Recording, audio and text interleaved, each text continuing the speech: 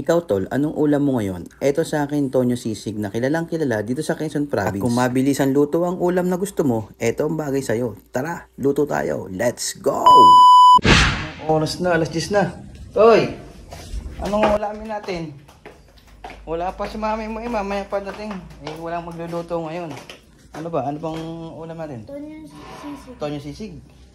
Tonyo Sisig daw guys. So, tingnan natin sa rep kung may Tonyo Sisig. Yung frozen. So, yun. Meron pa tayong stock ng Tonyo Sisig. Let's go. Wow. Matigas boy. Ito ba? Tama. Tonyo Sisig. Wow. Tonyo Sisig. Takloban natin yung brand. Baka hindi pa tayo sponsor. Ayan. Takloban. So, ayun na nga guys. Babad muna natin dito sa tubig. Medyo matigas kasi. Medyo matigas yung ating sisig. Kaya babad muna natin ng 10 oras. 10 oras natin bababad guys.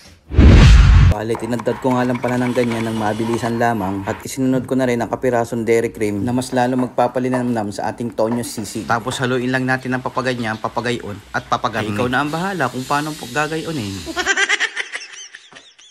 At isusunod na natin ang mga sili, sibuyas at saka siling almoranas. Tapos balik ulit tayo sa paghahalo ng papagayon, papagayan at papagarne. Ay, bahala ka na uli kung paano mo babalatan yan. O, diba? Nakikinig mo gabay yung tunog na yan. Ay, saus, ayos na yan. Amoy pa lang. Quality na. O, papaano boy? Paluto na rin. Aba, ay magsaing na.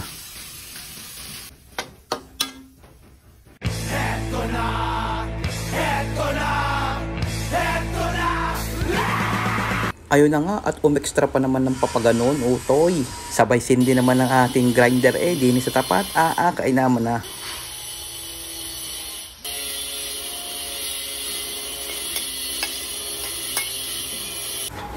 At eto na nga mga tol, tapos na tayo magluto. Ilalatag na lang natin sa daon ng saging para iwas hugasin. Bago ko nga pala malimutan mga tol, lalagyan muna natin ng kalamansi para lalong lumasa. Hindi na natin gagamitan ng kutsilyo, ngangasabi na lang natin ng papagayaan. At kung ikaw nga ay nandyan pa rin mga tol, alam ko nag-enjoy ka sa aking video.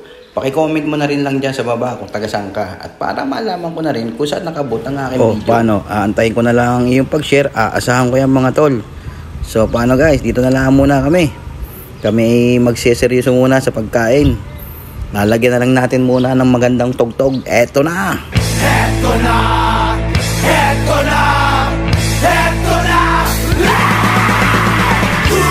Bago ko nga pala makakalimutan na hindi pa tayo pwedeng magbigay ng music, hindi pa tayo invited sa license music O paano tol? Ay hanggang dito na lang ha. Bahala ka na kung i-share mo ha.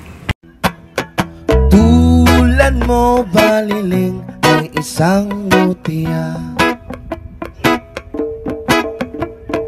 velas na kay ningning anong ganda. Oh oh oh oh, tulad mo'y bituin sa kalangitan,